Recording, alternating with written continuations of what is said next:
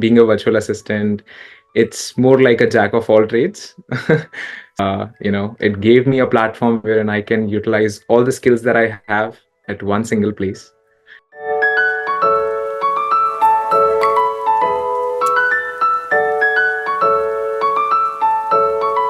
So virtual assistant is more like a puzzle piece. So let's say you own a business. It could be small, medium, large, any category, right? You're looking for an efficient person who can handle multiple hats at one place, right? Now, a virtual assistant could be an executive assistant to a CEO, or a virtual assistant could also be your project coordinator. A virtual assistant could also be your project manager. Yeah. So the best part about virtual assistants is that you can come from any and every background. So you won't believe, out of the almost 200 VAs that we have right now, they come from varied background. I am from BTech biotechnology background, right? Which someone, if there is a new person who would know that I'm from BTech biotechnology background, they would be like, "Why did you choose VA as a career?" Right? We also have people who come from aviation background. They served the aviation industry for 17 years, and then they chose to become a VA, right? So there is no limitation as such. That's the best part of becoming a VA. Major thing that is required is your knowledge, of course, knowledge and expertise in any of your domain that you have served by far, right? Right. So you can come from any background. It could be science, it could be commerce, it could be arts, in fact. So number one would be communication.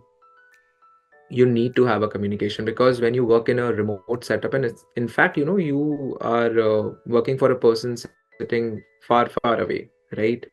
It's very important to have a great connect with them, communicate, be transparent, whatever it is. Like, even if you are dealing with any challenge, be communicative. So A, communication. B, being proactive. As I said, if you are stuck with anything, or let's say you feel like, your client gave you a task, and you feel like, and the client gave you, the approach to do it.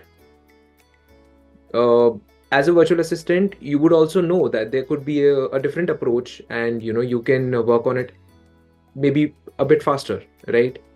Get thorough with whatever tools that you're working on. Always ready for a constructive feedback. It is very important. The client might give you a feedback, and you should have that, you should handle it nicely. Be more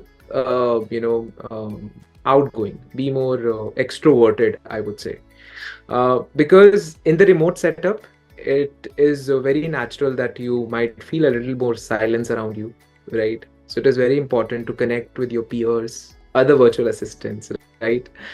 Get to know them, get to know their work.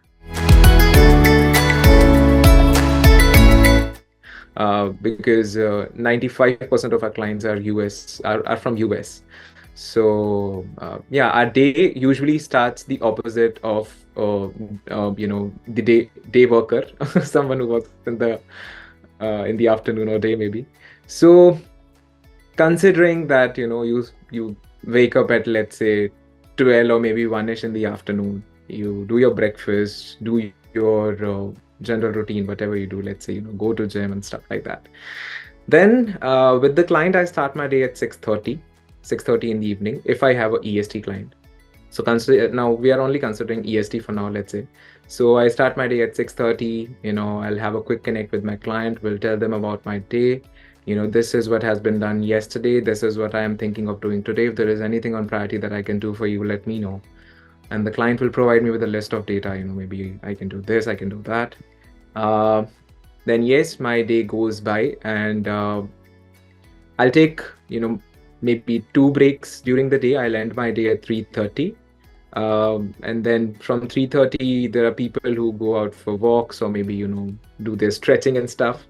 And then we usually end our day by 5:30ish in the morning, and that's the schedule. Since this is 100% remote setup that we do, right, you get a lot of time. a lot of time. Like, believe me, I have been able to balance my life a lot since I come into Vishap. I have spent a lot of time with my family. Let's consider I have an e-commerce client and I'm working in their orders department, right? I'm helping them with the orders. So I'll start my day. Let's say 6:30. I'll start my day. I'll have a quick meet with the client, or if they have a small team, I'll have a quick meet with the team. Then my day goes by. I'll log into my CRM, right? I'll log into other tools that I'm using for that matter, right? Um, Now, since I'm in the orders department, I'll have a quick connect with the vendors who I am dealing with, and also the customers, because the orders are coming from the customers.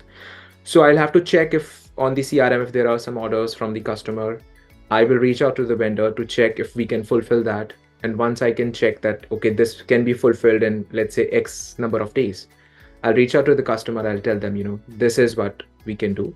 And if you're okay, I'll punch in the order. Once the order is punched, I'll connect with the shipping department. I'll reach out to them. I'll create a receipt that they can, put on the package.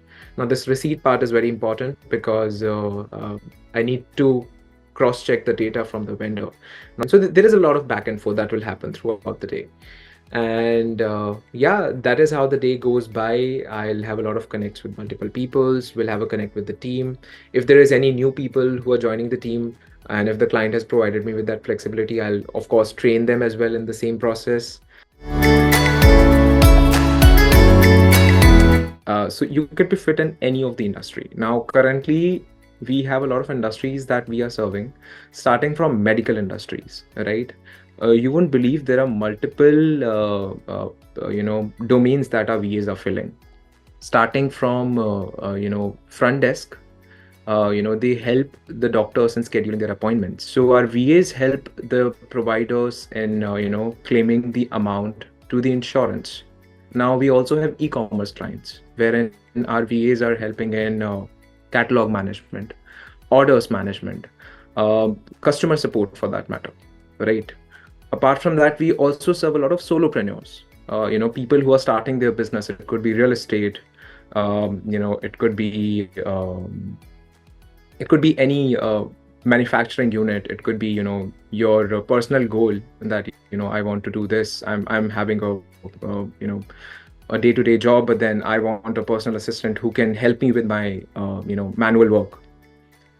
There are a lot of clients, NGOs, in fact, we are also helping NGOs in getting their grants, so yeah, in fact, lead management. So our VAs are also doing lead generation, lead management. So yeah, there's a lot to it. And we're still exploring. There are much more things that maybe, we'll find out in the next maybe 1 year, 2 year. When I joined as a virtual assistant, I had a laptop which wasn't that great.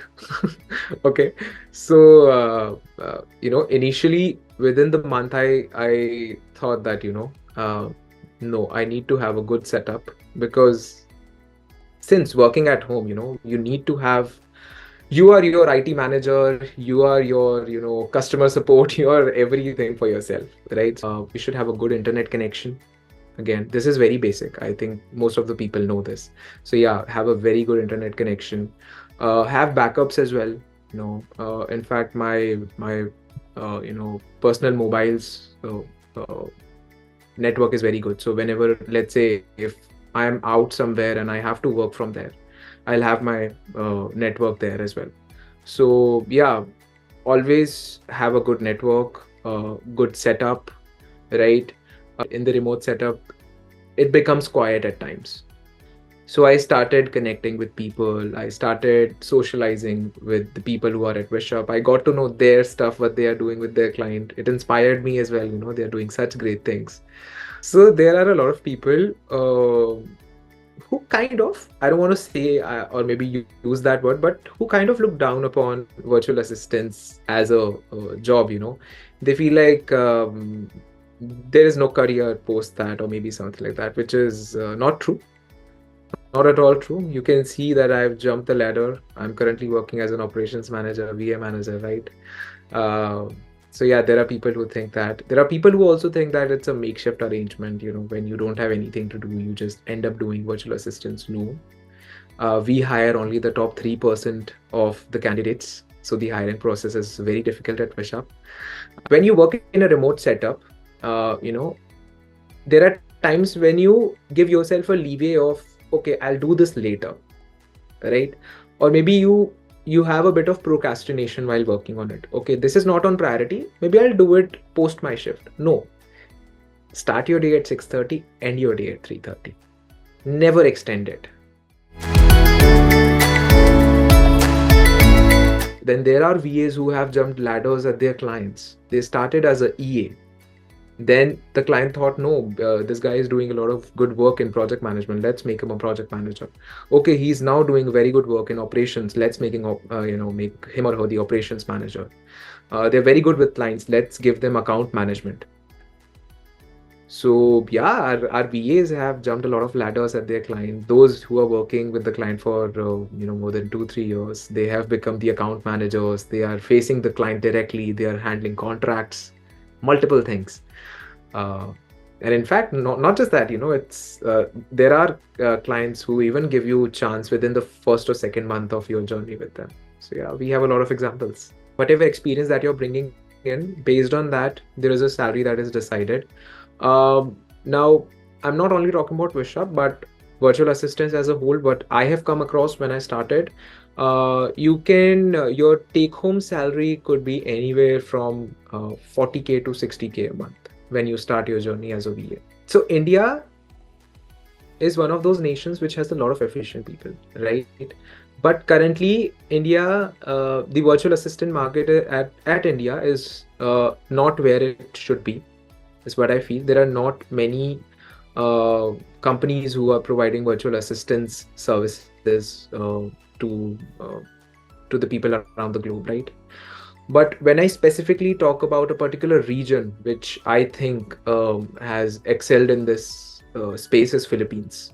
To have a good job security and make sure that you get your salary at the right time, you need to make sure that you are working with a company rather than as a freelancer. So in India, it's not there where it should be, but I think recently we have heard of other companies as well which are coming into the picture. Um, but I think one of the leading ones is Vishap only.